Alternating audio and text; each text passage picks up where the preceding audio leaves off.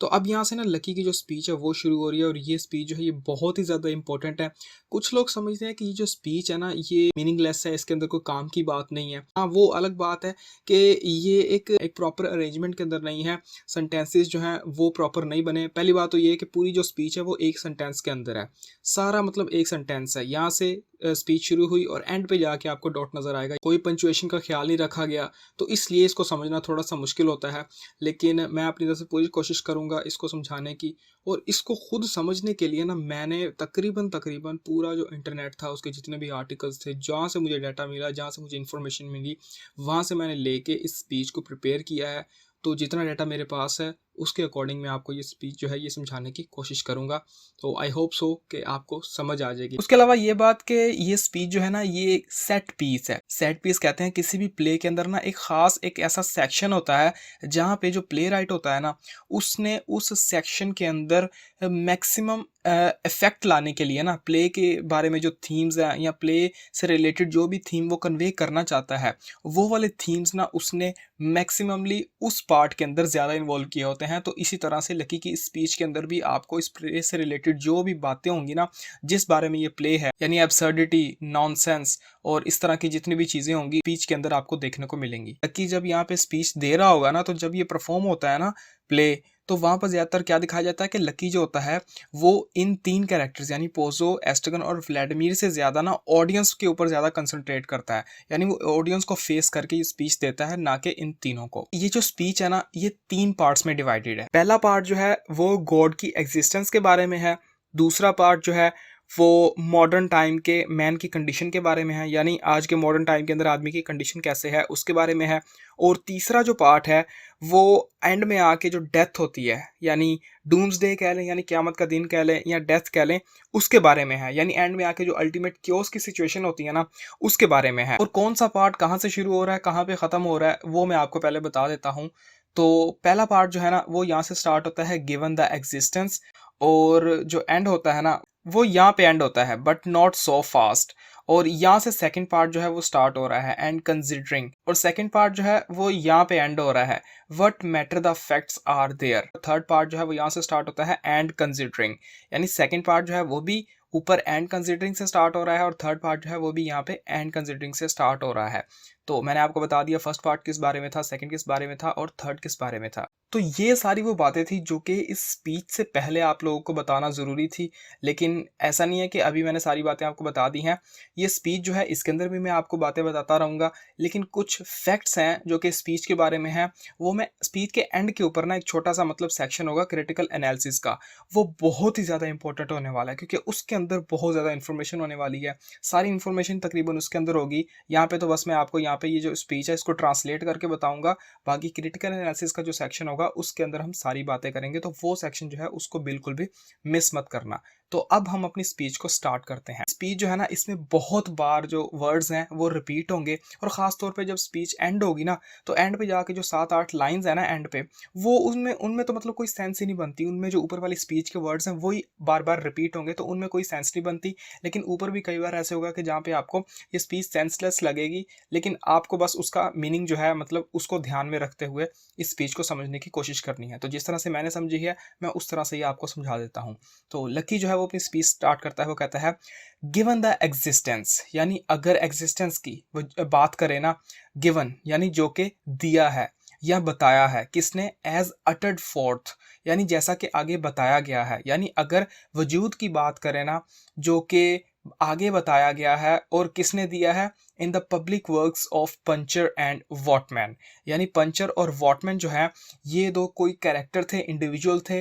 इन्होंने अपने public work जो थे उनके अंदर जो एग्जिस्टेंस है उसको जिस तरह से दिखाया है, अगर उसकी बात की जाए ना, अब यहाँ पे ये बात समझना कि यहाँ पे ये जो कैरेक्टर्स के नाम है ना, सिर्फ एक कैरेक्टर को छोड़ के ना बाकी जितने भी इस स्पीच के अंदर नाम होंगे ना वो सब मेड अप नेम्स हैं, यानी वो कोई रियल लाइफ वाले नेम्स जो हैं वो नहीं है, वो सब मेड अप हैं। उसी तरह से ये पंचर और वॉटमैन जो है ये भी मेड अप नेम है, ये रियलिटी में एग्जिस्ट नहीं करते कैरेक्टर।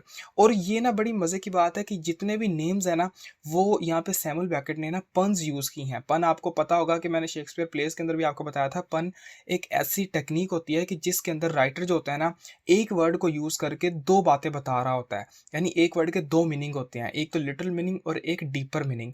तो यहाँ पे इनका जो है पन्स यूज़ की गई हैं, एक वर्ड के बारे में एक पन भी हो सकती है, दो भी हो सकती हैं, तो वो भी मैं आपको एंड पे क्रिटिकल एनालिसिस के अंदर वहाँ पे बताऊँगा, तो वो बहुत ही ज़्यादा इंपॉर्टेंट होने वाला है।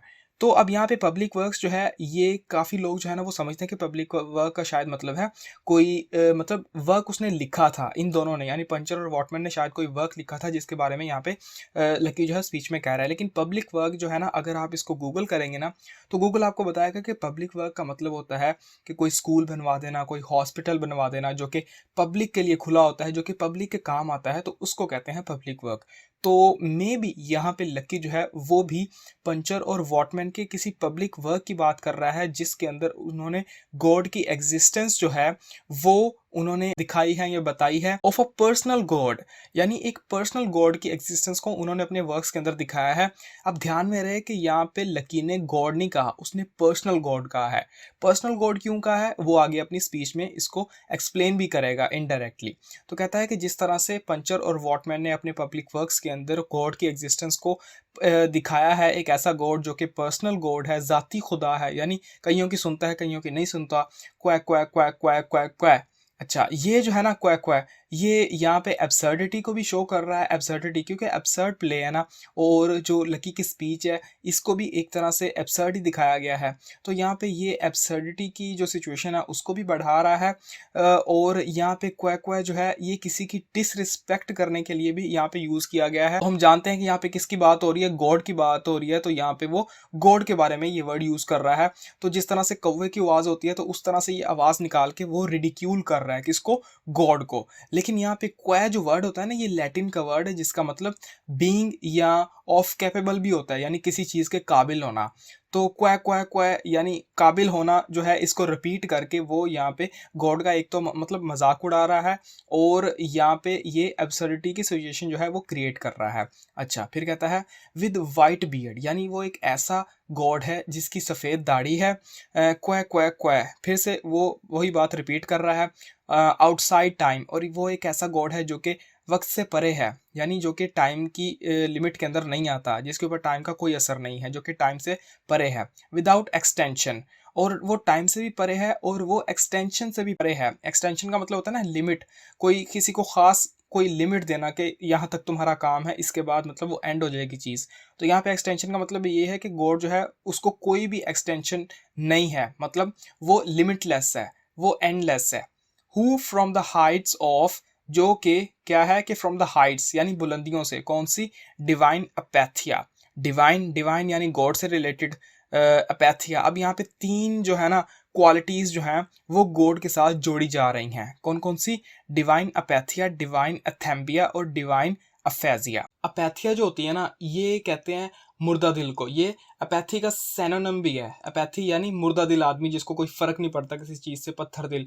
तो वो गॉड से रिलेट कर रहा है कि डिवाइन अपैथिया, यानी गॉड जो है वो भी, उसको भी अपैथिया जो है ना टर्म उसके ऊपर मतलब लागू होती है कि गॉड जो है वो भी किसी की बात नहीं सुनता। डिवाइन अथेम्बिया, अथेम्बिया का मतलब है सुकून में रहने वाला, जिसको कोई टेंशन नहीं होती, बिल्कुल सुकून में रहने वाला, जिसके ऊपर कोई भी सिचुएशन आ जाए उसको कोई टेंशन नहीं होती।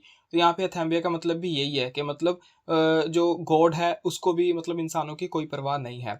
डिवाइन अफेजिया, ये एक सिचुएशन को कहते हैं कि जिसके अंदर क्या होता है कि मेंटली मतलब दिमाग के ऊपर ना एक झटका लगता है जिस वजह से ना बंदे को बोलने में थोड़ी सी प्रॉब्लम होती है, वो बहुत अटक अटक के बोलता है या फिर बोलना छोड़ ही देता है। तो उस जो कंडीशन होती है ना उसको कहते हैं अफेजिया। तो यहाँ पे ये जो तीन क्वालिटीज बताई है ना लकी ने, ये हो सकता है कि सैमुअल बेकेट ने ना एक तरह से क्रिश्चियनिटी के अंदर जो गॉड की तीन क्वालिटीज है ना जो कोई रियलिटी के अंदर क्रिश्चियंस मानते हैं उनकी यहाँ पे पैरोडी जो है ना वो की हो। यानी गॉड की तीन क्वालिटीज अब कौन सी हैं, वो है ओमनिसियंस। ओमनिसियंस का मतलब है नोइंग ऑल, यानी गॉड को सब पता है। दूसरी है ओमनीपोटेंस, ओमनीपोटेंस का मतलब है बीइंग ऑल पावरफुल, यानी गॉड जो है वो सबसे ज़्यादा ताकतवर है।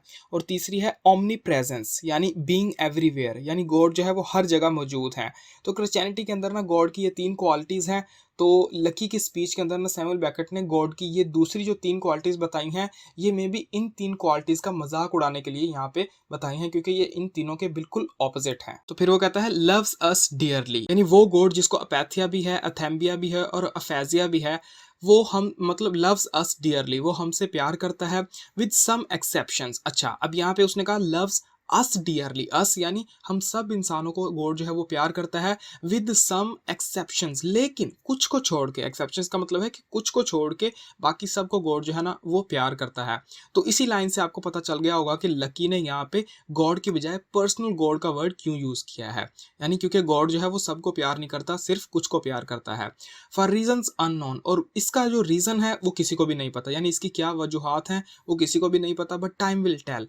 लेकिन एक टाइम आएगा कि जब हमें इसका रीजन जो है वो पता चल जाएगा। अब ये जो 4 वर्ड्स है ना, but time will tell, maybe यहाँ पे जो लकी है ना वो डूम्सडे की तरफ इशारा कर रहा हो, कि मतलब एंड में एक दिन आएगा जब सबको हर चीज़ का पता चल जाएगा, जब सब ने ख़त्म हो जाना है। तो उस चीज़ का यहाँ पे मे बी रेफरेंस हो सकता है कि टाइम जो है वो हमें बता देगा कि गॉड ने ऐसा क्यों किया कि वो कुछ को प्यार करता है और कुछ को नहीं करता। And suffers like the divine Miranda, और गॉड जो है ना वो डिवाइन मिरांडा की तरह तकलीफ भी बर्दाश्त करता है, या उसको भी दुख होता है। डिवाइन मिरांडा, अब मिरांडा जो है ये एक तो आपको पता होगा कि शेक्सपियर के प्ले द टेम्पेस्ट के अंदर एक कैरेक्टर है, उसका नाम भी होता है मिरांडा, जो कि बहुत ही मतलब जेनरस कैरेक्टर होती है, उसके दिल में सबके लिए प्यार होता है। तो उसका भी यहाँ पे ये रेफरेंस है, लेकिन लैटिन का ये नेम भी है जिसका मतलब होता है कि जिसकी तारीफ़ की जाए, यानी मिरांडा का मतलब होता है जिसकी तारीफ़ की जाए। तो यहाँ पे भी लकी जो है वो गॉड को ये कह रहा है कि गॉड जो है ना वो डिवाइन मिरांडा की तरह, उसकी तरह ना गॉड जो है वो सफ़र करता है, यानी तकलीफ़ें बर्दाश्त करता है विद दोज, उन लोगों के साथ हु जो कि फॉर रीजंस अननोन, मतलब ये वो लोग हैं कि जिनके बारे में कोई भी रीज़न नहीं पता, बट टाइम विल टेल, लेकिन टाइम जो है वो हमें बता देगा। आपने देखा होगा कि यहाँ पे फिर से टाइम विल टेल की वाली बात आ गई और रीजंस वाली बात आ गई। तो इस तरह से लाइंस जो है ना वो रिपीट होंगी, उनका कोई स्पेसिफिक मीनिंग नहीं होगा, वो बस एब्सर्डिटी की सिचुएशन जो है उसको क्रिएट करने के लिए यहाँ पे यूज की जा रही हैं। आर प्लंज्ड इन टॉर्मेंट, यानी गॉड जो है वो उन लोगों के लिए सफ़र करता है जो कि दुख या तकलीफ़ों के अंदर फंसे हुए हैं। प्लंज्ड इन फायर, आग के अंदर फंसे हुए हैं। हुज फायर, और वो वाली आग है हुज फायर फ्लेम्स, के जिसके आग के शोले जो है ना इफ़ दैट कंटिन्यूज, अगर वो आग जलती रही ना, and who can doubt it, और किसको इसमें शक है कि शायद वो आग जलती रहे, इट विल फायर द फिर्मामेंट, फिर्मामेंट यानी आसमान, तो वो आग जो है वो आसमान को जला देगी। दैट इज़ टू से, अगर इसको मतलब कहा जाए ना कि ब्लास्ट हेल टू हेवन, वो मतलब जहन्नुम और जन्नत या आसमान दोनों को जला देगी। सो ब्लू स्टिल एंड काम, सो काम विद अ काम। अच्छा, सो ब्लू, अब यहाँ से एक नई बात शुरू होगी कि आसमान जो है ना वो बहुत ज़्यादा ब्लू है, स्टिल है, और मतलब एक जगह पे ठहरा हुआ है, एंड काम, और ख़ामोश है। सो काम, बहुत ज़्यादा खामोश है, विद अ काम, और इतना ज़्यादा खामोश है कि which even though intermittent is better than nothing. Intermittent कहते हैं कोई चीज़ जो कि थोड़ी थोड़ी देर के बाद हो रही हो। तो यहाँ पे वो कहता है कि कोई भी चीज़ जो होती है ना जो कि थोड़ी थोड़ी टाइम के बाद होती है, वो जो होना है ना वो कुछ ना होने से बेहतर होता है। यानी जिस तरह से हम कहते हैं ना कुछ होना कुछ ना होने से बेहतर होता है, ये तकरीबन वही लाइन हो जाती है। तो फिर कहता है बट नॉट सो फास्ट, लेकिन वो चीज़ इतनी भी तेज़ नहीं होनी चाहिए। अब यहाँ पे मैंने आपको इस तरह से बता दिया, अब मैं ऊपर से लेकर नीचे तक एक साथ आपको बताता हूँ। वो कहता है कि पंचर और वॉटमैन जो थे, उन्होंने अपने पब्लिक वर्क्स के अंदर जिस तरह से बताया है गॉड की एग्जिस्टेंस को, और वो गॉड जो है वो एक पर्सनल गॉड है जो कि जिसकी एक कैपेसिटी है कि वो एक सफ़ेद दाढ़ी वाला है, और क्वै क्वै क्वै यानी यहाँ पे रिडिक्यूल कर रहा है गॉड को, और जो कि टाइम से बालातर है, और जिसकी कोई भी लिमिट नहीं है, और जो कि ऊपर बैठा मुर्दा दिल है, और वो किसी की मतलब बात भी नहीं सुनता, और इत्मीनान से बैठा हुआ है, और वो किसी की बात का जवाब भी नहीं देता, लेकिन वो हमें मतलब प्यार करता है, लेकिन कुछ लोगों को छोड़कर। और उसकी क्या वजह है किसी को नहीं पता, लेकिन टाइम हमें बता देगा। और वो खुदा जो है वो डिवाइन मिरिंडा की तरह, यानी खुदाई मिरिंडा जो है उसकी तरह ही सफ़र करता है, और उन लोगों के साथ जिनका हमें रीज़न कुछ भी नहीं पता लेकिन टाइम हमें बता देगा, जो कि आग के अंदर या मुसीबत के अंदर हैं और जो कि आग के अंदर हैं। और ये वो वाली आग है कि जिसके शोले जो हैं, अगर वो जलती रही ना तो उसके शोले जो हैं किसी को इसमें शक नहीं है कि वो आसमान को जला देंगे।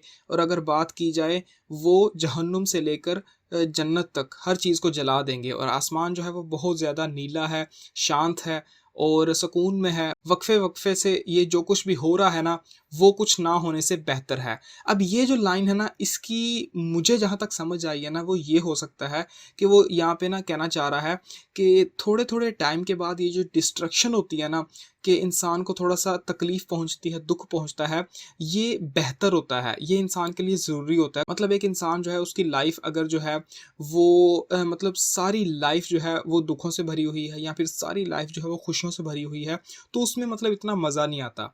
या फिर आप कह लें कि वो एक मतलब इस तरह से सही लाइफ नहीं चलती। लाइफ जो होती है उसके अंदर खुशियाँ जो और गम जो होते हैं, वो ऊपर नीचे होते रहते हैं। कभी बहुत ज़्यादा खुशी होती है, कभी बहुत ज़्यादा गम होता है। तो लाइफ के अंदर ना होने से थोड़ा बहुत गम और थोड़ी बहुत खुशी जो है वो होना ज़रूरी होता है, बट नॉट सो फास्ट। लेकिन इतनी भी वो तेज़ नहीं होनी चाहिए, इतनी भी ज़्यादा नहीं होनी चाहिए। यहाँ तक ये थी स्पीच। आगे वो कहता है एंड कंसिडरिंग, और अगर बात की जाए व्हाट इज़ मोर, यानी इजाफा करते हुए ये जो स्पीच है इसके अंदर एडिशन करते हुए बात की जाए ना, दैट के as a result of the labours left unfinished, के वो वाली लेबर्स जिनको हमने बीच में ही छोड़ दिया, उनका जो रिजल्ट था क्राउन्ड बाय द अकेडमी। अब वो लेबर्स की बात करेगा। वो लेबर्स कौन सी थी कि क्राउन्ड बाय द अकेडमी, इस तरह से वो मतलब इसको रिपीट कर रहा है शाहरुख खान की तरह, कि अकेडमी ऑफ एंथ्रोपोमेट्री। एंथ्रोपोमेट्री कहते हैं कि इंसान की ह्यूमन बॉडी और उनके पार्ट्स और उन पार्ट्स की कैपेसिटीज, के वो पार्ट्स क्या कर सकते हैं, इन चीज़ों की स्टडी को कहते हैं anthropometry. Of essay in Pozzi of Testut and Cuneard. अब यहाँ पे ये दो और इंडिविजुअल आ गए कि टेस्ट्यू और क्यूनर्ड ने जो वर्क लिखा था जिसका नाम था एसे इन पोजी, उसके अंदर जो इंसान की एंथ्रोपोमेट्री जो थी, मतलब एकेडमी ऑफ एंथ्रोपोमेट्री, मतलब एंथ्रोपोमेट्री की जो एकेडमी थी, एकेडमी यानी जहाँ पर कुछ पढ़ाया जाता है या सिखाया जाता है, तो क्या वहाँ पर पढ़ाया जाता था, एंथ्रोपोमेट्री पढ़ाई जाती थी।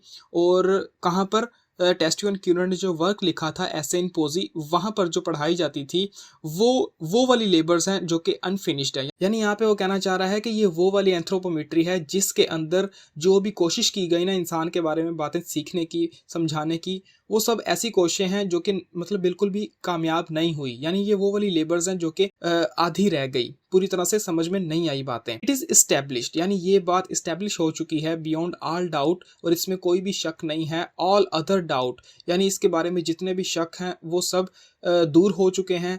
देन दैट, इसके अलावा, which clings to the labours of man, यानी आदमियों ने जो मेहनत की है ना, उससे जुड़ी हुई जो बातें हैं वो इसके अंदर इस्टेब्लिश कर दी गई हैं। कि इसके अंदर टेस्ट्यू और क्यूनर्ड के इस वर्क के अंदर जिसका नाम एसे इन पोजी है, दैट के as a result of the labours left unfinished of Testut and Cuneard. फिर से वही बात रिपीट हो रही है कि टेस्ट्यू एंड क्यूनर्ड ने जो वर्क लिखा था उसके अंदर जो लेबर्स दिखाई गई थी या जो मेहनत दिखाई गई थी उस वर्क को लिखने की या उस वर्क के अंदर इंसान के बारे में बातें बताने की, वो अनफिनिश्ड रह गई। और उसका नतीजा ये निकला कि इट इज़ इस्टेब्लिश्ड। यहाँ से फिर से दूसरी बात शुरू हो गई कि ये बात मतलब इस्टेब्लिश हो चुकी है कि एज हेयर इन आफ्टर, जो कि आगे जाकर भी मतलब बताई जाएगी, बट लेकिन नॉट सो फास्ट, इतनी ज़्यादा ये मतलब नहीं बताई गई। फॉर रीजंस अननोन, और ये ऐसा क्यों नहीं बताई गई, इसकी कोई वजह जो है वो किसी को नहीं पता। दैट के as a result of the public works of Puncher and Wattman, के अब फिर से वही बात रिपीट हो रही है कि पंचर और वॉटमैन ने जो पब्लिक वर्क्स थे इनके, उसका जो अगर नतीजा देखा जाए, उसका क्या रिजल्ट निकला था, इट इज़ इस्टेब्लिश्ड। फिर से वही बात कि ये चीज़ इस्टेब्लिश हो चुकी है बियॉन्ड ऑल डाउट, सारे डाउट्स जो हैं वो ख़त्म हो चुके हैं। दैट के in view of the labours of Fatov and Belcher. अब फिर से दो नए इंडिविजुअल आ गए कि फाटव और बेल्चर जो हैं, इनकी अगर लेबर्स देखी जाए तो लेफ्ट अनफिनिश्ड, और ये भी वो लेबर्स हैं जो कि बीच में ही छोड़ दी गई। यानी ये भी वही मेहनत है इंसान की जो कि बीच में छोड़ दी गई। यानी जहाँ जहाँ पे भी ये लेफ्ट अनफिनिश्ड का वर्ड आ रहा है ना, इसका मतलब ये है कि वो यहाँ पे बता रहा है कि ये सारे इंडिविजुअल थे, इन्होंने कोई ना कोई काम किया लेकिन ये अपने काम में कामयाब नहीं हुए। यानी हमें तो लगता है ना कि इस बंदे ने बड़ा काम कर दिया, लेकिन यहाँ पे वो जनरली बात कर रहा है कि इंसानों ने जितनी भी तरक्की कर ली है, जितनी किताबें लिख ली, जो कुछ भी कर लिया ना, उनको ना गॉड के बारे में कोई बात पता चली, ना अपने बारे में इतनी बातें पता चल सकी, मतलब ना उनको पता चल सका कि मरने के बाद क्या होता है। तो उनकी जितनी भी तरक्की है, जितने भी वर्क्स हैं, वो उनको ये बातें नहीं बता सके, इसलिए वो कह रहा है कि आदमियों की मेहनत जो है वो बेकार गई फॉर रीजंस अननोन। और ये इसका भी जो रीज़न है वो किसी को नहीं पता। ऑफ टेस्ट्यू एंड क्यूनट के लेफ्ट अनफिनिश्ड, जो कि उनका वर्क था जो कि अनफिनिश्ड रह गया। इट इज़ इस्टेब्लिश, ये बात इस्टेब्लिश कर दी गई। वट मैनी डिनाई, जो कि बहुत लोग मतलब डिनाई करते हैं, मतलब वो नहीं मानते that man in Pozzi of Testut and Cunet, के टेस्ट्यू एंड क्यूनट का जो वर्क था वो उस वर्क का नाम था पॉजी। उसके अंदर जो आदमी था दैट मैन इन एजी, और उन्हीं के वर्क एसी के अंदर जो एक आदमी था दैट मैन इन शॉर्ट, के आदमी जो था वो अगर उसकी शॉर्ट में बात की जाए, मतलब मुख्तसर में बात की जाए, दैट मैन इन ब्रीफ, अगर आदमी की ब्रीफली बात की जाए, इन स्पाइट ऑफ, इसके बावजूद, the strides of alimentation and defecation. The strides का मतलब है प्रोग्रेस, यानी तरक्की जो थी। अब इसको बताने से पहले ना ऊपर दो वर्ड्स आ रहे थे बार बार, उनका मैंने मीनिंग नहीं आपको बताया, उनका मीनिंग मैं आपको बताता हूँ। बार बार वर्ड आ रहे हैं ना, एसे एंड पोजी। पोजी ये जो है ना, ये यहाँ पे वैसे तो इनका कोई मीनिंग नहीं है। मैंने आपको बताया कि टेस्ट्यू और क्यूनर जो है, इन्होंने कोई वर्क लिखा होगा, उनका ये नेम है एसे एंड पॉजी। लेकिन ये जो है ना, ये लैटिन के भी वर्ड हैं। एसी जो है ना, ये लैटिन के वर्ड एसी से निकला है, जिसका मतलब होता है टू बी, और पॉसी जो है ये लैटिन के वर्ड पॉसी से निकला है, जिसका मतलब होता है टू बी एबल टू। अब आपने ना लिंग्विस्टिक के अंदर, अगर आपने पढ़ी है लिंग्विस्टिक, तो उसके अंदर आपने एक कॉन्सेप्ट पढ़ा होगा, कॉम्पिटेंस और परफॉर्मेंस। उस कंसेप्ट में क्या होता है कि कॉम्पिटेंस का मतलब होता है कि आपको लैंग्वेज का कितना नॉलेज है, और परफॉर्मेंस का मतलब होता है कि आप उस नॉलेज को कितना ज़्यादा एक्सप्रेस करते हो लोगों के सामने, यानी कितना ज़्यादा यूज़ करते हो, वो आपकी होती है परफॉर्मेंस। तो उसी तरह से ऐसी जो है, इसका मतलब होता है कि टू बी, यानी होना, कुछ होना, इंसान होना। और पॉसी का मतलब होता है टू बी एबल टू, इंसान होते हुए कोई काम करने के काबिल होना, ये होता है पॉसी। तो इन वर्ड्स का ये मीनिंग था। उसके अलावा ये टेस्ट्यू एंड क्यूनट के वर्ड्स का नाम भी हो सकता है। फिर वो यही कहता है कि अगर आदमी की शॉर्ट में बात की जाए या ब्रीफ में बात की जाए, इसके बावजूद कि आदमी ने जो प्रोग्रेस की है, strides of alimentation and defecation. Alimentation and defecation का क्या मतलब होता है? अलाइमेंटेशन का मतलब होता है अपने आप को नर्चर करना, यानी अपने आप को फूड देना, फूड दे के अपने अंदर एनर्जी पैदा करना, कोई काम करने की ताकत पैदा करना। और डेफिकेशन का मतलब होता है कि खाना खाने के बाद जो वेस्ट होता है, जो निकल जाता है, उसको कहते हैं डेफिकेशन, यानी खारिज करना। तो अलाइमेंटेशन एंड डेफिकेशन जो है, ये हमारी लाइफ के दो प्रोसेस हैं जिससे हमारी लाइफ चलती है, यानी हम रोज़ खाना खाते हैं और उसको फिर निकालते भी हैं। अलाइमेंटेशन डेफिकेशन का मतलब यही है कि रोज़ वो खाना खाता है, उसको निकालता भी है, और उस खाने से वो एनर्जी बनाता है। उस एनर्जी के साथ उसने जितनी भी प्रोग्रेस की है ना, वो क्या हुई है? Waste and pines. वेस्ट यानी वो ज़ाया हो गई, एंड पाइंस, पाइंस का मतलब है कि यानी इंसान जो है वो अभी भी किसी चीज़ की डिज़ायर में है, किसी चीज़ की ख्वाहिश में है। यानी इंसान जो है उसने जितनी मर्जी तरक्की कर ली है, जो कुछ भी कर लिया है, लेकिन उसकी सारी वो तरक्की जो है वो वेस्ट हो गई, नाकाम हो गई, और उसको अभी भी किसी चीज़ की तलाश है। पाइन का मतलब होता है डिज़ायर होना, तो यानी उसको किसी चीज़ की तलाश है अभी भी। वेस्ट एंड पाइंस, फिर से वो रिपीट हो गए वर्ड। एंड कंकरेंटली, अच्छा, कंकरेंटली एंड साइमल्टेनियसली, ये दो वर्ड जो है ना, इनके सेम मीनिंग है, ये एक दूसरे के साइनोनिम्स हैं। कंकरेंटली का मतलब होता है एक से ज़्यादा चीज़ें एक ही टाइम में हो रही हों, और साइमल्टेनियसली का मतलब भी यही होता है। तो यहाँ पे वो यही कह रहा है कि अगर एक ही वक्त के अंदर एक से ज़्यादा चीज़ों के बारे में बात की जाए ना, व्हाट इज़ मोर, अगर मैं मतलब इन सब चीज़ों के बारे में और ज़्यादा बात करूँ, इन सब बातों में और ज़्यादा एडिशन करूँ ना, फॉर रीजंस अननोन, तो उसका जो रीज़न है ना वो अननोन है, उसके रीज़न के बारे में किसी को नहीं पता। इन स्पाइट ऑफ, इसके बावजूद, the strides of physical culture. अब यहाँ पे वो इंसान ने फिजिकली जो भी अपना कल्चर बनाया हुआ है, कल्चर का क्या मतलब है कि यानी अपनी बॉडी से रिलेटेड क्या क्या वो काम करता है दिन में, उनको यहाँ पे उसने कहा फिजिकल कल्चर। तो पहले जो लकी था उसने ना इंसान की जो अलाइमेंटेशन और डेफिकेशन, यानी खाना खाना और उसको निकालना, ये वाली जो प्रोग्रेस थी, उसके बारे में बताया कि वो ज़ाया हो गई और इंसान जो है वो किसी चीज़ की डिज़ायर करता है। अब यहाँ पे वो इंसान के फिजिकल कल्चर जो है उसके बारे में बता रहा है कि इंसान ने फिजिकली जितनी भी तरक्की कर ली है ना, अब वो बताएगा कि फिजिकल कल्चर के अंदर इंसान क्या क्या करता है। द प्रैक्टिस ऑफ स्पोर्ट्स, तो सबसे पहले वो स्पोर्ट्स खेलता है, वो कोई भी स्पोर्ट हो सकता है, सच एज टेनिस हो सकता है, फुटबॉल, रनिंग, साइकिलिंग, स्विमिंग, इन सब स्पोर्ट्स का आपको पता है, इसलिए मैं मीनिंग नहीं बता रहा। फ्लाइंग, फ्लोटिंग, फ्लोटिंग का मतलब होता है पानी के ऊपर तैरना। राइडिंग यानी राइड करना। ग्लाइडिंग यानी आसमान में, हवा में उड़ना। कॉनेटिंग। अब कॉनेटिंग जो है ना, ये कोई भी वर्ड नहीं होता। कॉनेटिंग जो है ये मतलब वर्ड होता है, वो कॉनेटेशन होता है, कॉनेटिंग नहीं होता। कॉनेटिंग वैसे कोई स्पोर्ट्स भी नहीं होता। बस वैसे ही आईएनजी वाले वर्ड्स की रिजेम्बलेंस लाने के लिए यहाँ पे लकी ने ये वर्ड चूज़ किया है, कॉनेटिंग। और कैमोगी, कैमोगी जो है ये भी एक खेल होता है। स्केटिंग, स्केटिंग भी एक खेल होता है। Tennis of all kinds, tennis जो होता है ये भी खेल होता है। और यहाँ पे वो कह रहा है कि हर तरह का जो टेनिस होता है वो डाइंग, डाइंग का मतलब मरना होता है। फ्लाइंग, फ्लाइंग का मतलब उड़ना। स्पोर्ट्स ऑफ ऑल सॉर्ट्स यानी हर तरह का खेल।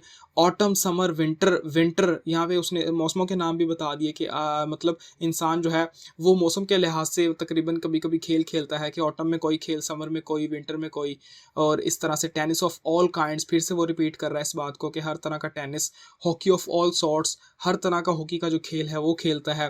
पेंसिलिन एंड ससिडाना, पेंसिलिन आपको पता है एक मतलब मेडिसिन होती है जो कि यूज़ की जाती है। एंड ससिडाना, ससिडाना जो होता है ना, ये किसी भी मेडिसिन का सब्स्टिट्यूट होता है। यानी उसके अगर कोई मेडिसिन जो है ना वो आप लेने गए और वो वहाँ पे नहीं है, लेकिन वो आपको कहते हैं कि हमारे पास ये नहीं है लेकिन एक और कंपनी की है जो कि इसी के तरह का काम करती है, तो उसको कहते हैं सब्स्टिट्यूट यानी मुतबादल, जो कि उसकी जगह पे ही काम करते हैं। जिस तरह से हम पार्ट्स ऑफ स्पीच में नाउन पढ़ते हैं ना, तो नाउन जो होता है वो किसी का नेम होता है, लेकिन हम उसको जब बार बार यूज़ करते हैं तो हम प्रोनाउन यूज़ करते हैं उसकी जगह पे। तो वो जो प्रोनाउन होता है वो नाउन का ही सब्स्टिट्यूट होता है। तो उसी तरह से ये जो सक्सीडाना है ना, ये भी किसी मेडिसिन का सब्स्टिट्यूट है। तो यहाँ पे वो कहना चाह रहा है कि इंसान जो है, पहले उसने बताया कि इतने सारे खेल खेलता है और मौसमों के लिहाज से खेल खेलता है, और वो उसने दवाइयाँ भी बना ली हैं, पेंसिलिन और उसके मुतबादिल जो दवाइयाँ होती हैं वो सारी बना ली हैं। इन अ वर्ड, यानी अगर एक वर्ड में बात की जाए, आई रिज्यूम, मैं दोबारा शुरू करता हूँ। अब आई रिज्यूम जो है ना, ये जो वर्ड है, ये फ्रेज जो है, इसका मतलब ये होता है कि जब आदमी जो होता है ना वो कोई बात कर रहा है और वो बात करते करते कहीं की बात कहीं निकाल दी उसने, मतलब वो भूल गया कि मैं कौन सी बात कर रहा था, तो अचानक उसको याद आया तो वो कहता है कि आई रिज्यूम, यानी सॉरी सॉरी, मैं दोबारा शुरू करता हूँ। या फिर उसने कोई बात गलत कह दी तो वो दोबारा कहेगा कि मैं दोबारा शुरू करता हूँ। तो उसी तरह से यहाँ पे लकी कह रहा है आई रिज्यूम, यानी मैं दोबारा बताता हूँ कि फ्लाइंग, ग्लाइडिंग यानी आदमी उड़ता है, ग्लाइडिंग यानी ग्लाइड करता है, गोल्फ खेलता है, ओवर नाइन, ओवर नाइन का मतलब है कि एक ऐसे एरिया के अंदर खेलता है जहाँ पर 9 होल्स होते हैं एंड 18 होल्स, और ऐसी जगह पे भी वो गोल्फ खेलता है जहाँ पर 18 होल्स होते हैं। टेनिस ऑफ ऑल सॉर्ट्स, हर तरह की टेनिस खेलता है। इन अ वर्ड, अगर एक वर्ड में बात की जाए, फॉर रीजंस अननोन, और जो रीजंस हैं वो किसी को नहीं पता। इन फैखम, पैखम, फलम, क्लैफम। अब आपको ये भी रैंडम वर्ड्स लग रहे होंगे कि इनका कोई मीनिंग नहीं है, लेकिन ये सारे जो हैं ये रियलिटी में एग्जिस्ट करते हैं, ये सारे वर्ड्स एग्जिस्ट करते हैं। फैखम, पैखम, फलम, क्लैफम जो है ना, ये सारे लंदन के अंदर एग्जिस्ट करने वाली जगहों के नाम है। तो उन जगहों के नाम लिए हैं कि ये सारी जगह जो हैं ये लंदन के अंदर हैं। नेमली, नेमली का मतलब है यानी इन सब जगहों के नाम ये हैं। कंकरेंटली, साइमल्टेनियसली, यानी अगर एक से ज़्यादा चीज़ों की एक साथ बात की जाए ना, व्हाट इज़ मोर, अगर मैं इसमें एडिशन करूँ, फॉर रीजंस अननोन, और रीज़न जो है वो किसी को नहीं पता, बट टाइम विल टेल, लेकिन टाइम जो है वो हमें बता देगा। फेड्स अवे, यानी ये सारी चीज़ें जो हैं ये ख़त्म हो रही हैं। आई रिज्यूम, यानी मैं दोबारा से शुरू करता हूँ। फलम, क्लेफम, इन अ वर्ड, फिर से उन दो मतलब जगहों के नाम लिए कि ये दो जगह जो हैं इन अ वर्ड, अगर मैं एक वर्ड में बात करूँ। द डेड लॉस पर हेड, यानी डेड लॉस जो है ना, मतलब किसी के मरने पर जो हमें लॉस होता है, पर हेड यानी एक आदमी के मरने पर जो हमें लॉस होता है ना, since the death of Bishop Berkeley. अब ये जो यहाँ पे एक नाम यूज़ हुआ है ना, बिशॉप बर्कले, ये बस एक ऐसा नाम है जो कि रियलिटी में एक पर्सनैलिटी एग्जिस्ट करती थी। जब से बिशॉप बर्कले की डेथ हुई है तब से लेकर अब तक एक आदमी के मरने पर जो हमें लॉस हुआ है ना, being to the tune of, being to the tune of का मतलब है कि अगर हम उस लॉस को मैयर करें, टू द ट्यून ऑफ का मतलब यहाँ पे है ना, ये इनडायरेक्ट एक फ्रेज यूज़ की गई है मैयरमेंट के लिए कि अगर हम उस चीज़ को मैयर करें, अंदाज़ा लगाएं, ऑफ 1 इंच 4 ऑन्स, तो वो जो हमें लॉस हुआ है ना वो 1 इंच और 4 ऑन्स है। ऑन्स जो है ये बहुत ही छोटा यूनिट होता है, ग्राम के अंदर होता है, तकरीबन 28 ग्राम के बराबर होता है। तो वो यहाँ पे यही कह रहा है कि बिशॉप बर्कले की डेथ के बाद एक आदमी के मरने पर जो हमें लॉस हुआ है ना, अगर हम उसका अंदाज़ा लगाएं तो वो 1 इंच 4 ऑन्स बनता है पर हेड, एक आदमी के मरने पर। अच्छा, यहाँ पे जो है ना, यहाँ पे पर हेड लिखा हुआ है, लेकिन मे बी आपके पास कोई ऐसी बुक होगी जिसके अंदर ना यहाँ पे कैपेट लिखा होगा, कैपेट। तो कैपेट जो है ये भी लैटिन का वर्ड है जिसका मतलब हेड ही होता है। तो कहता है कि अप्रोक्सीमेटली यानी तकरीबन हमें इतना ही लॉस होता है, कितना, 1 इंच 4 ऑन्स। बाय एंड लार्ज का मतलब है ओवरऑल, यानी अगर ओवरऑल जनरली बात की जाए, मोर और लेस यानी ना कम ना ज़्यादा, अगर जनरली एवरेज बात की जाए, to the nearest decimal. Nearest decimal आपने मैथ के अंदर पढ़ा होगा कि नियरेस्ट डेसिमल जो है वो किस तरह से निकालते हैं, तो वो आपको पता होगा कि मतलब यहाँ पे वो यही कह रहा है कि अगर नियरेस्ट डेसिमल निकाल के बात की जाए तो इतना बनता है। गुड मैयर जो कि एक अच्छी मैयर है, राउंड फिगर्स, और ये राउंड फिगर है। राउंड फिगर का भी आपको पता होगा कि राउंड अबाउट किस तरह से करते हैं किसी भी फिगर को, यानी एक फिगर जो है वो बहुत ही ज़्यादा बड़ी है, मतलब आपने एक जवाब निकाला वो बहुत ही ज़्यादा बड़ा हो गया, यानी पॉइंट के बाद आगे काफ़ी जो है ना डिजिट्स आ रहे हैं, तो आप चाहते हैं कि मैं आगे ना पॉइंट के बाद सिर्फ 2 से 3 डिजिट्स रखूं, तो वो राउंड अबाउट हम किस तरह से करते हैं वो भी आपको पता होगा। अगर आपने 3 रखने हैं तो 3 के बाद अगर मतलब 5 से बड़ा जो हिस्सा है या डिजिट है वो आ रहा है, तो आप उससे पहले वाला जो है उसके अंदर एक प्लस कर देंगे, तो उसको वो राउंड अबाउट कहते हैं। अगर आपको याद हो मैथ के अंदर इस तरह से करते थे। तो यहाँ पे वो यही कहता है कि बिशॉप बर्कले की डेथ के बाद हमें हर आदमी के मरने पर जो लॉस हुआ है ना वो 1 इंच 4 ऑन्स है, तकरीबन इतना बनता है। ओवरऑल अगर बात की जाए कम ज़्यादा निकाल के और डेसिमल निकाल के जो अच्छा फिगर बनता है ना, जो कि राउंड फिगर निकालने के बाद बनता है, वो इतना लॉस है जो कि बिशॉप बर्कले की डेथ के बाद हमें हुआ है।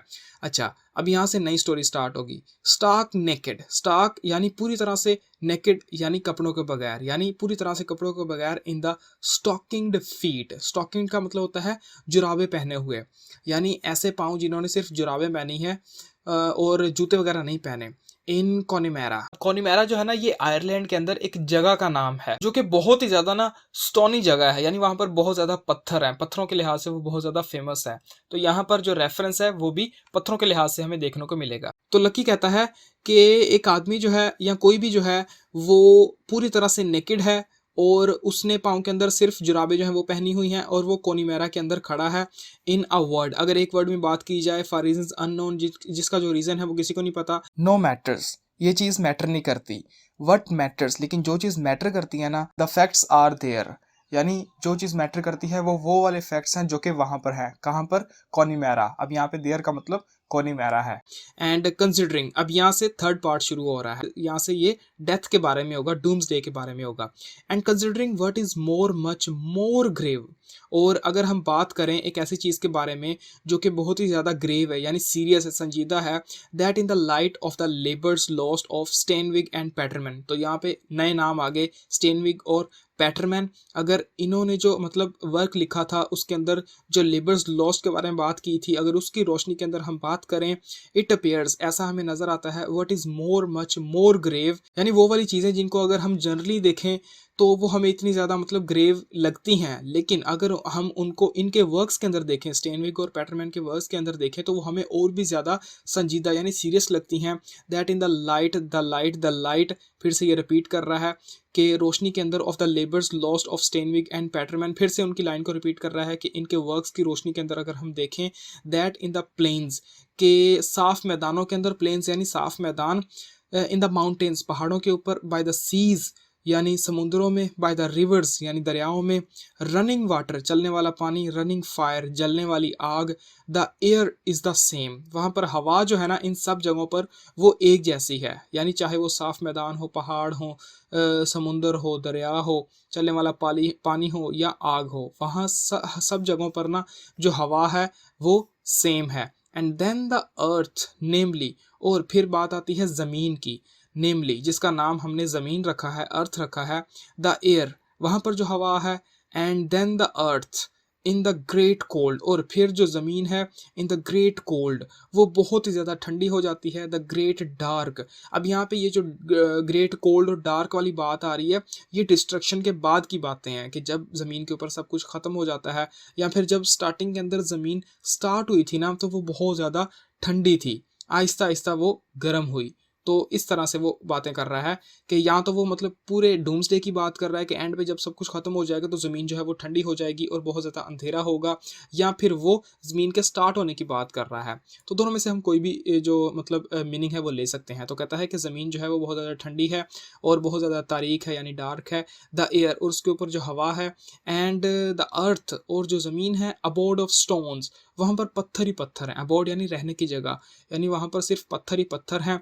इन द ग्रेट कोल्ड, ज़मीन जो है बहुत ज़्यादा ठंडी है। अलास अलास, अफसोस अफसोस, in the year of their Lord, कि हम इंसान जो है, हमारा जो लॉर्ड, यहाँ पे लॉर्ड वो जीसस क्राइस्ट को कह रहा है कि 600 एंड समथिंग, कि हमारा लॉर्ड जो था यानी जीसस क्राइस्ट, उनके इस दुनिया से जाने के तकरीबन 600 साल और कुछ साल बाद, यानी 600 कुछ साल बाद, वो कुछ भी हो सकता है, 610, 620, 630, कुछ भी हो सकता है।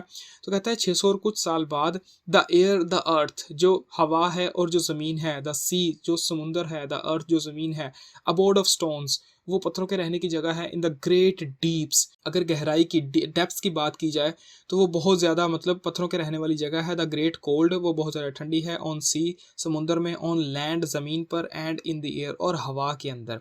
आई रिज्यूम, मैं दोबारा शुरू करता हूँ। फॉर रीजंस अननोन, रीजंस किसी को नहीं पता। इन स्पाइट ऑफ, के बावजूद। द टेनिस, के टेनिस जो है। द फैक्ट्स, और जो सच्ची बातें हैं, आर देयर, वो ये सब हैं। बट लेकिन टाइम विल टेल, लेकिन फिर भी टाइम हमें बता देगा।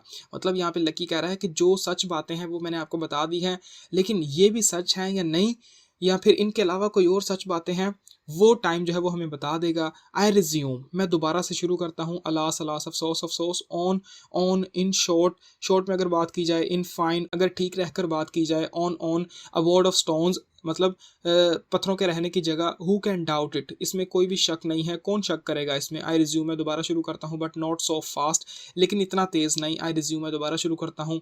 द स्कल, खोपड़ियाँ जो हैं, फेडिंग, फेडिंग यानी वो ख़त्म हो रही हैं, उड़ रही हैं। Fading, fading. And concurrently, simultaneously, और एक वक्त में एक से ज़्यादा चीज़ें हो रही हैं। व्हाट इज़ मोर, जो अगर इसमें मतलब मैं और ज़्यादा इजाफा करूँ। फॉर रीजंस अननोन, रीज़न किसी को नहीं पता। इन स्पाइट ऑफ, के बावजूद। द टेनिस, टेनिस गेम जो है। On, on the beard. अब यहाँ पे आप देखेंगे कि ये जो 4-5 लाइनें हैं ना, यहाँ पे पुरानी ऊपर वाली जो स्पीच है उसके वर्ड्स रिपीट हो रहे हैं और कोई मीनिंग भी इसमें से नहीं निकल रहा किसी भी वर्ड का। कि द बियर्ड यानी जो दाढ़ी है। द फ्लेम्स, जो शोले हैं। द टीयर्स, जो आंसू हैं। द स्टोन्स, जो पत्थर हैं। सो ब्लू, वो बहुत ज़्यादा मतलब नीला है। सो काम, बहुत ज़्यादा शांत है। अलास अलास, अफसोस। On, on. उसके ऊपर the skull, the skull, the skull, the skull 4 bar repeat हो गया। खोपड़ी। इन कॉनिमेरा, कॉनिमेरा इलाका जो है वहाँ पर खोपड़ियों का ढेर है। इन स्पाइट ऑफ, इसके बावजूद। द टेनिस, टेनिस गेम जो है। द लेबर्स अबेंडेंड, लेबर्स जो है यानी इंसान जो काम कर रहे थे उन्होंने वो छोड़ दिया। लेफ्ट अनफिनिश्ड, वो बीच में ही छोड़ दिया। ग्रेवर, संजीदा बातें हैं। स्टिल अबोर्ड ऑफ स्टोन, जमीन जो है वो अभी भी पत्थरों के रहने की जगह है। इन अ वर्ड, एक वर्ड में अगर बात की जाए। आई रिज्यूम, मैं दोबारा शुरू करता हूँ। अलास अलास, अफसोस अफसोस। अबेंडेंड, छोड़ दिया गया। अनफिनिश्ड, बीच में ही। The skull, खोपड़ियाँ खोपड़ियाँ। इन कोनिमेरा, कोनिमेरा जगह के अंदर। इन स्पाइट ऑफ, इसके बावजूद। द टेनिस, टेनिस गेम जो है। द स्कल, खोपड़ियाँ। अलास, अफसोस। द स्टोन्स, पत्थर। क्यूनड, अब वो एंड पे उस राइटर का किसी का नाम आ गया। मैली, मैली का मतलब होता है हंगामा या लड़ाई। फाइनल यानी आखिरी। वॉसिफरेशंस यानी आखिरी हंगामा या शोर शराबा। तो अब वो बीच बीच में रुक रहा है। टेनिस, स्टोन्स, सो काम, क्यूनड, अनफिनिश्ड। अच्छा, अब यहाँ तक उसने बात की थी तो पोजो जो होता है उसको फिर गुस्सा आया था। वो कहता है हिज हैट, यानी इसकी कैप जो है उसको उतारो। तो व्लादिमीर सीजेस लकीज हैट, तो व्लादिमीर जो होता है वो लकी के हैट को उतार लेता है। तो साइलेंस ऑफ लकी, लकी जो होता है वो चुप हो जाता है। ही फॉल्स, वो नीचे गिर जाता है। साइलेंस, हर जगह साइलेंस होता है। पेंटिंग ऑफ द विक्टर्स, तो विक्टर्स यहाँ पे वो 3 हैं। पोजो, एस्ट्रगन और व्लादिमीर, वो तीनों जो होते हैं वो तेज तेज सांस ले रहे होते हैं क्योंकि वो जीत गए, उन्होंने लकी को चुप करवा दिया। अब हम यहाँ पे बात करते हैं इसकी स्पीच के बारे में। अब इस स्पीच के अंदर ना 3 पार्ट्स थे। तो सबसे पहले मैं पहले पार्ट की बात बताता हूँ। जैसे कि मैंने आपको बताया कि गॉड को रिडिक्यूल किया जा रहा है क्वैकिंग और स्वैकिंग के साउंड जो है उनको इस्तेमाल करके। उसके अलावा जैसे कि मैंने आपको बताया कि ये स्पीच जो है ये एब्सर्ड स्पीच है, इसके अंदर कोई भी मीनिंग नहीं है। तो पहले सेक्शन के अंदर लकी जो है उसने मैन और गॉड के बारे में ना स्टेटमेंट्स बनाने की कोशिश की लेकिन वो नाकाम रहा। उसके अलावा ना इस स्पीच के बारे में कहा जाता है a method to the madness, यानी चाहे हमें ये पूरी स्पीच जो है ये मैडनेस लगती है लेकिन इसके अंदर भी एक मेथड है जो कि छुपा हुआ है। यानी काफ़ी ऐसी बातें हैं जो कि हमें अगर समझ आ जाए तो हमें इसके अंदर मीनिंग देखने को मिल सकता है। उसके बाद ना अगर गॉड का जो कंसेप्ट है उसको समझने की कोशिश की जाए तो क्रिश्चियंस के अंदर ना 3 तरह के कॉन्सेप्ट्स होते हैं या 3 तरह के लोग होते हैं जो कि गॉड के बारे में बिलीव करते हैं। एक होते हैं कैल्विनिस्ट, दूसरे होते हैं अर्मीनियंस, तीसरे होते हैं मोलोनिस्ट। अब कैल्विनिस्ट क्या होते हैं? वो वाले लोग होते हैं जो कि कहते हैं कि जो कुछ भी हो रहा है वो गॉड की वजह से हो रहा है और एंड में क़यामत के दिन किसको बचाया जाएगा, किसको हलाक किया जाएगा यानी पेरिश कर दिया जाएगा, ये भी गॉड के हाथ में है, यानी गॉड जो है उसने सब कुछ करना है। दूसरे होते हैं अर्मीनियंस। वो क्या कहते हैं? वो कहते हैं कि गॉड जो है वो हर इंसान से प्यार करता है और गॉड जो है ना उसने किसी को पेरिश या सेव नहीं करना, बल्कि वो हम इंसान हैं जिन्होंने राइट और रॉन्ग को चूज करना है कि हम मतलब सेव होंगे या फिर एंड में तबाह हो जाएंगे। और तीसरे होते हैं मोलिनिस्ट। मोलिनिस्ट जो होते हैं ना वो मानते हैं कि गॉड जो है वो हमसे प्यार करता है, ये भी ठीक है, लेकिन गॉड जो है उसने हमें एक ऐसी सिचुएशन के अंदर डाला है या ऐसी सिचुएशन के अंदर रखा है कि जहाँ पर हम रिपेंट कर सकते हैं, यानी चाहे हम गुनाह करें लेकिन फिर हम बाद में रिपेंट कर सकते हैं और अगर हम जीसस के अंदर बिलीव करें तो हमें बचाया जा सकता है, यानी हम बच सकते हैं और हेवन में जा सकते हैं। लेकिन जिस सिचुएशन के अंदर हमें डाला जाएगा ना वो सिचुएशन हमें राइट और रॉन्ग दोनों काम करने पर मजबूर कर सकती है। मजबूर तो नहीं, मतलब इन्फ्लुएंस कर सकती है, यानी अब इंसान के ऊपर डिपेंड करता है कि वो उस सिचुएशन के अंदर रहते हुए राइट को चूज करता है या फिर रॉन्ग को चूज करता है। तो यहाँ पे जिस गॉड के बारे में लकी ने बताया है ना वो यहाँ पे कैल्विनिस्ट की अप्रोच है। कैल्विनिस्ट जो लोग होते हैं जो मानते हैं जो कुछ भी हो रहा है गॉड की वजह से हो रहा है, गॉड ही बचाएगा और गॉड ही है जो कि सबको तबाह करेगा। टाइम विल टेल वाली बात हुई थी ना कि टाइम जो है वो बताएगा, तो यहाँ पे किस चीज के बारे में बात हो रही है? सेल्वेशन की और डैम्नेशन की, यानी एक आदमी जो है उसको बचा लिया जाएगा या फिर वो हेल में चला जाएगा। इस बात का जो फैसला है वो हमें टाइम बताएगा। कब? डूम्सडे के दिन। लेकिन वो जो टाइम है वो किसी को नहीं पता, यानी टाइम जो है वो आगे बता देगा लेकिन वो टाइम कब आएगा ये किसी को भी नहीं पता। तो ये सब बातें थी सेक्शन 1 के अंदर। अब आगे आता है सेक्शन 2। सेक्शन 2 के अंदर जो 2 वर्ड यूज हुए ना, अलाइमेंटेशन एंड डेफिकेशन, इनका लिटरल मीनिंग क्या था वो तो मैंने आपको बता दिया, खाना खाना और उसको निकालना। लेकिन अगर डीपर मीनिंग की बात की जाए तो डीपर मीनिंग ये था कि इंसान की इंटेलेक्चुअल एफर्ट्स के बावजूद भी इंसान जो है ना उसका जो काम है, उसकी जो सोच है वो अनडाइजेस्टेड है, यानी उसको कोई भी चीज़ समझ नहीं आ रही। और उस वजह से क्या हो रहा है कि दुनिया के अंदर वर्ल्ड वार जो है वो हो रही हैं और अफरा तफरी का माहौल जो है वो बना हुआ है। फिजिकल कल्चर जो है ना उसको भी बताकर यहाँ पे ना लकी जो है वो ये बताना चाह रहा है कि हमारे फिजिकल कल्चर के बावजूद भी हम जितने मर्जी स्पोर्ट्स खेलें, जो मर्जी कर लें, हम अभी भी वेस्ट हैं, यानी हम सब तबाह कर चुके हैं और हमें अभी भी किसी चीज़ की तलाश है जो कि हमें नहीं मिल रही, यानी हम होपलेस हो चुके हैं। उसके बाद में लकी ने यहाँ पे एक फिलोसफर की बात की जिसका नाम था बर्कले बिशॉप। एक और फिलोसफर था जिसका नाम था रेने डेस्कार्टस। उसने एक लाइन कही थी कि I think therefore I am, यानी मैं सोचता हूँ इसलिए मैं जिंदा हूँ। तो उस लाइन को ना इसने रिवाइज किया था, किसने? बर्कले बिशॉप ने। तो इसने क्या इसको रिवाइज करके कहा था? इसने कहा था to be is to be perceived, यानी तुम जिंदा हो इसलिए तुम मतलब सोच सकते हो। मतलब आप इन दोनों लाइंस में फ़र्क देख सकते हैं कि रेने डेस्कार्टस ने कहा था कि मैं सोचता हूँ इसलिए मैं ज़िंदा हूँ, यानी उसने अपने दिमाग को पहले रखा और अपने ज़िंदा होने को बाद में रखा, यानी उसने खुद को इम्पोर्टेंस दी ना कि अपने बनाने वाले को। लेकिन बर्कले बिशॉप ने कहा कि तुम बनाए गए हो इसलिए तुम सोचते हो, मतलब यहाँ पे उसने गॉड को इम्पोर्टेंस दी। यानी इसने भी रिलीजन को बहुत ज़्यादा प्रमोट किया था और कहा था कि जो कुछ भी हो रहा है वो गॉड की वजह से है और इंसान जो है ना, इंसान के हर काम के अंदर गॉड की इमेज जो है वो हमें देखने को मिलती है। ये इसी ने कहा था, बिशॉप बर्कले ने। तो यहाँ पे लकी जो है वो इसका रेफरेंस देके यही कहना चाह रहा है कि जब से इसकी डेथ हुई है ना तो तब से हमें डिक्लाइन देखने को मिल रहा है। किसके अंदर? इंसानों के अंदर। यहाँ पे वो फिजिकली भी हो सकता है और वो मेंटली भी हो सकता है। फिजिकली इस तरह से कि इंसान मर रहे हैं और मेंटली इस तरह से कि उनके दिमागों से रिलीजन जो है वो निकलता जा रहा है। बिशॉप बर्कले ने कहा था कि हमारे हर काम के अंदर हमें गॉड की इमेज जो है वो देखने को मिलती है। लेकिन ये जो आर्गूमेंट था ना ये काफ़ी मतलब प्रॉब्लमेटिक था, लोग इसमें बिलीव नहीं करते थे, लोगों ने काफ़ी सवाल उठाए थे इसके बारे में। तो इसी को अप्रूव करते हुए ना, इसी की जस्टिफिकेशन देते हुए हम ये कह सकते हैं कि आपने देखा होगा कि पोज़ो जो है ना, एक्ट 1 के अंदर आपने देखा होगा कि जब वो कोई बात करने लगता था ना, या फिर आपने देखा होगा कि जब वो व्लादिमीर और एस्टिगन को ये बात बता रहा था कि ये जो लकी है ये अपना बैग नीचे क्यों नहीं रखता, तो उसने सीधा-सीधा उनको ये बात नहीं बताई, बल्कि पहले बहुत तामझाम किया कि मेरी तरफ देखो, मुँह सीधा करो और ऐसे ढीले ना खड़े हो, ऐसे-ऐसे। तो इस तरह से मतलब काफ़ी अपनी तरफ अटेंशन दिलवाई पहले, और फिर जाके वो काम जो है वो किया। तो मैंने आपको बताया था कि पोज़ो जो है वो यहाँ पे एक गॉड का कैरेक्टर एक तरह से दिखाया गया है, और दिखाया गया है कि किस तरह से गॉड जो है वो अटेंशन चाहता है। ये बात भी हम यहाँ पे ऐड कर सकते हैं। तारीख गवाह है कि इंसान ने ना हमेशा यही चाहा है कि उसको ना लॉजिकली सोचने वाला सुपीरियर बीइंग समझा जाए, और ऐसा करने की कोशिश में ना वो अपने दिमाग में आने वाले बेतुके ख्यालों को सप्रेस करने लग गया। लेकिन आखिरकार उन ख्यालों ने ना बाहर आने का एक रास्ता ढूंढ ही लिया, जैसा कि लकी के केस में हुआ है। क्योंकि हमें ये बात पोज़ो ने भी बताई है कि लकी के पास बहुत सारा नॉलेज है, यानी वो भी एक रैशनल सुपीरियर बीइंग की तरह था, जो कि अपने बेतुके ख्यालों को छुपाता था। लेकिन वक्त के साथ साथ उसका दिमाग इस सारी इन्फॉर्मेशन को लेकर ख़राब हो गया, और उसके दिमाग में ये सब एक बोझ बन गया, बिल्कुल उस बोझ की तरह जो कि अभी उसने उठाया हुआ है। यानी फिजिकल बर्डन के साथ साथ उसके ऊपर मेंटल बर्डन भी था। तो इसीलिए लकी की ये स्पीच ना उसके दिमाग में इकट्ठा हुए लॉजिकल थॉट्स हैं, जो कि बेतुके अंदाज में बाहर आ रहे हैं। इसलिए ना हमें इस स्पीच में बर्कले की फिलॉसफी का ना इनकार दिखाया गया है, क्योंकि ये इंसान की रियलिटी को सप्रेस कर रही है। इसलिए आप कह सकते हैं कि लकी की स्पीच ना फिलोसफिकल आइडियाज़ का मिक्सचर है, जो कि ये बता रही है कि इनमें से कोई भी फिलॉसफी इंसान की इस यूनिवर्स में प्रेजेंस को नहीं समझाती।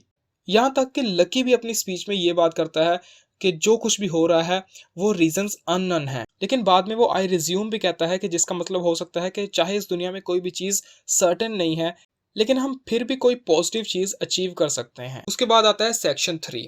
तो सेक्शन 3 के अंदर जो बातें हमें बताई गई हैं, वो हमें एंड में डेथ की तरफ ले जाती हैं। डेथ के बारे में है सारी, यानी स्कल्स के बारे में बताया गया है, स्टोन्स के बारे में बताया गया है, अर्थ जो है वो कोल्ड हो गई है, डार्क हो गई है। तो ये सारी बातें डेथ से रिलेट करती हैं। और ये जो स्कल्स और स्टोन्स हैं, ये इमेजरी यूज़ की गई हैं डेथ के लिए। सेक्शन 3 के अंदर लकी ने ये जो बातें बताई हैं ना डूम्सडे के बारे में या डेथ के बारे में, इनको हम 3 से 4 तरह से देख सकते हैं।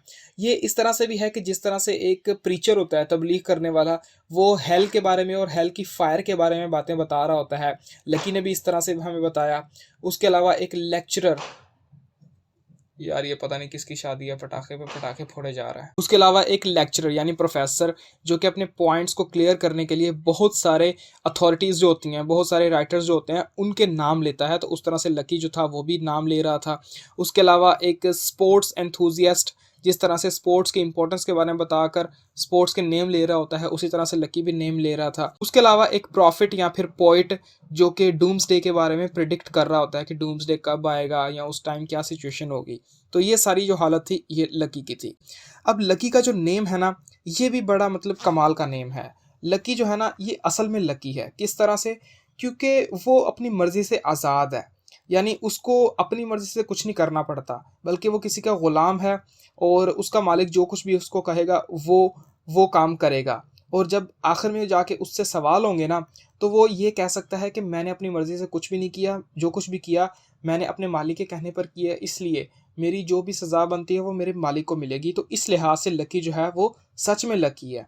और अगर आप व्लादिमीर और एस्टिगन की बात की जाए ना, तो हम लकी को व्लादिमीर और एस्टिगन से कंपेयर कर सकते हैं, लेकिन डिफरेंस सिर्फ इतना है कि लकी जो है वो भी गुलाम है, व्लादिमीर और एस्टिगन जो है वो भी गुलाम है। लेकिन लकी जो है, उसकी जो रस्सी है ना जिससे उसको बांधा गया है और वो गुलाम है, वो हमें नज़र आती है। लेकिन व्लादिमीर और एस्टिगन की जो रस्सी है वो हमें नज़र नहीं आती, वो हमें पता है। वो गुलाम किसके हैं? वो गोडोट के गुलाम है। और वो जो रस्सी है वो बस हमें नज़र नहीं आ रही। ये इन दोनों में डिफरेंस है। अब लकी की स्पीच के एंड पे आपने देखा कि पोज़ो जो था वो किस तरह से गुस्सा हो रहा था कि ये क्यों बोल रहा है, मतलब क्यों इतना ज़्यादा बोल रहा है। लेकिन सेकंड एक्ट के अंदर ना आप देखेंगे कि लकी जो होगा ना वो गूंगा हो जाएगा, वो कुछ नहीं बोलेगा।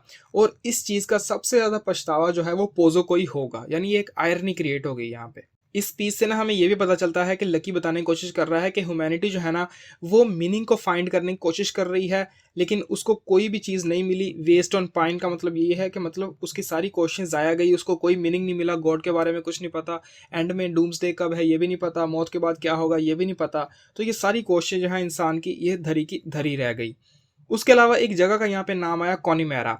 कॉनीमेरा जो है ना ये बहुत ही फेमस जगह है लिटरेचर के अंदर। कैसे कि ऑस्कर वाइल्ड जो एक राइटर है जिसने इंपॉर्टेंस ऑफ बीइंग अनस्ट लिखा था, उसने इस जगह के बारे में लिखा था wild mountainous country in every way magnificent, ये लिखा था ऑस्कर वाइल्ड ने। उसके बाद डब्ल्यू बी यीस्ट और जॉन मिलिंगटन सिंह, ये था, इन्होंने लिखा था कि the repository of a simpler way of life unattained by modern vulgarity, यानी एक ऐसी जगह है जहाँ पर अभी भी सिंपलर लाइफ जो है वो गुजारी जाती है और जहाँ पर मॉडर्न लाइफ जो है वो अभी तक नहीं आई। उसके अलावा इस स्पीच के अंदर ना काफ़ी वर्ड जो यूज़ किया गया है ना वो फोनेटिक सिमिलैरिटी की वजह से यूज़ किया गया है। जिस तरह से स्पोर्ट्स के अंदर मैंने आपको बताया कि वर्ड्स जो हैं उनके एंड पे आईएनजी आता है, यानी वो पढ़ने में एक रिदम क्रिएट करें, इसलिए उन वर्ड्स को चूज़ किया गया है।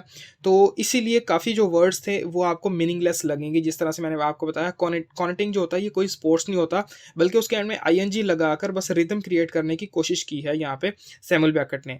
उसके अलावा ये जो फैकम पैकम जितने भी थे इनके एंड पे हम आ रहा था, तो ये भी रिदम क्रिएट करने के लिए वर्ड चूज़ किए गए हैं। अब एंड पे इस स्पीच के अंदर जितने भी नेम्स यूज़ किए गए हैं ना वो पन्स यूज़ की गई हैं, उनको मैं आपको बताता हूँ। सबसे पहला हमारे पास यहाँ पे नेम आता है पंचर एंड वॉटमैन। पंचर एंड वॉटमैन जो है ना इसके बारे में एक थ्योरी ये प्रेडिक्ट की जाती है कि ये स्कॉटिश इन्वेंटर जेम्स वॉट का नाम है और फ्रेंच मैथमेटिशियन लुइस पॉइंसेट का नाम है, मतलब मे बी ये उनके नाम है।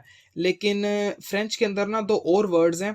वॉटमैन उसका नाम होता है आ ट्रेन ड्राइवर और पंचर का मतलब होता है अ टिकट पंचर या कंडक्टर। तो ये भी इनका मीनिंग हो सकता है, यानी या तो इनका मीनिंग जेम्स वॉट और लुइस पॉइंसेट हो सकता है, या फिर ट्रेन ड्राइवर, या फिर अ टिकट पंचर हो सकता है, या फिर कंडक्टर। उसके बाद दूसरे दो नेम्स है टेस्ट्यू एंड क्यूनड। इसकी ना दो इंटरप्रिटेशन हमें मिलती हैं। पहली ये कि फ्रेंच के अंदर एक नाम है टेस्ट्यू एट कॉनड, जिसका मतलब होता है म्यूलिश एंड स्टूपिड, यानी जिद्दी और बेवकूफ़। और दूसरी इंटरप्रिटेशन ये है कि फ्रेंच के अंदर ना टेस्टिकल और वजाइना के लिए भी ये एक स्लैंग वर्ड यूज़ किया जाता है। टेस्ट्यू का मतलब टेस्टिकल और क्यूनट का मतलब वेजाइना। उसके बाद दो नेम है स्टेनविक एंड पैटरमैन। स्टेन जो है ना ये जर्मन लैंग्वेज का वर्ड है जिसका मतलब होता है स्टोन, और पैटर जो है ये ग्रीक का वर्ड पेट्रस से निकला है जिसका मतलब भी स्टोन होता है। तो जिस तरह से थर्ड सेक्शन जो है ये पूरा स्टोन के बारे में था कि किस तरह से ज़मीन पत्थरों से भरी पड़ी है, तो इसलिए इस सेक्शन के अंदर जो उसने सैमुअल बेकेट ने नेम्स यूज़ किए ना वो भी इस तरह के नेम्स यूज़ किए जिनका मीनिंग स्टोन था। अब यहाँ पे ये जो फाटव एंड बेल्चर के नेम्स यूज़ हुए हैं ना ये भी पन्स यूज़ की गई हैं। किस चीज़ के लिए? फाटव का जो वर्ड है ये फाट से निकला है और बेल्चर का जो वर्ड है ये बेल से निकला है। फाट का मतलब आपको पता है फाट क्या होता है, और बेल्च का मतलब होता है डकार लेना। यानी दोनों कामों के अंदर हम गैसेस निकालते हैं, बस जो इनका रास्ता होता है ना वो डिफरेंट होता है थोड़ा सा। तो यहाँ पे भी एक फनी सिचुएशन क्रिएट करते हुए ये जो नेम्स हैं ये रिलेट करते हैं फाट और बेल्च के साथ।